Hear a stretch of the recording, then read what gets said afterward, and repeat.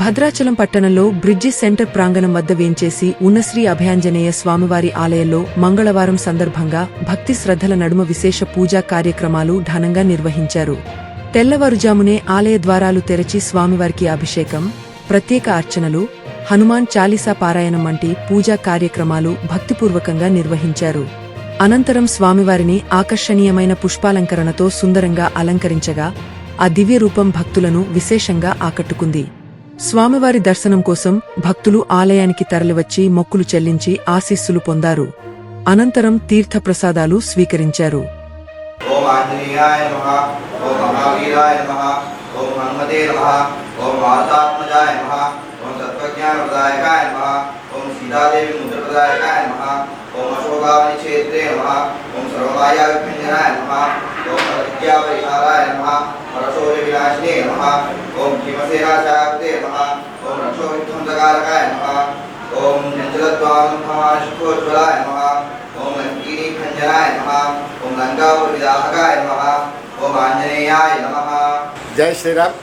శ్రీమతే రామానుజాయ నమః, శ్రీరామాయ నమః. శ్రీమద్భద్రాచల క్షేత్ర గౌతమి తీరవాసినం ఆశ్రితాభయదాతారం ఆంజనేయం నమామ్యహం. ప్రియ భగవద్బంధువులారా, వైశాఖ బహుళ చతుర్థి చవితి మంగళవారం, విశేషంగా 18 స్వాములు మంగళవారం కనుక హనుమద్దీక్షాపరులు హనుమద్భక్తులంతా కూడా స్వామిని వచ్చి సేవించుకుంటున్నారు, అర్చనాది కార్యక్రమాల్లో పాల్గొంటున్నారు.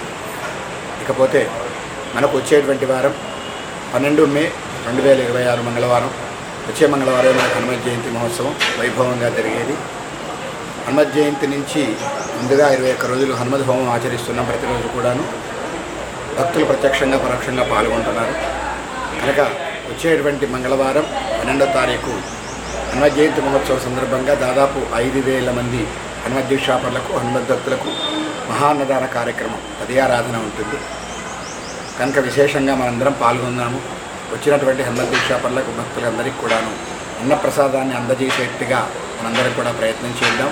ప్రతి సంవత్సరం ఈ విధంగా చేస్తున్న విధంగానే భక్తులంతా కూడా ధన వస్తు విరాళాల రూపంలో ఇతోధికంగా ముందుకొచ్చి సహాయం చేస్తున్నారు. అదేవిధంగా మనం కూడా ఎలా కాస్త ప్రత్యక్షంగా పరోక్షంగా స్వామివారి యొక్క కైంకర్యాల్లో పాల్గొన్నాము.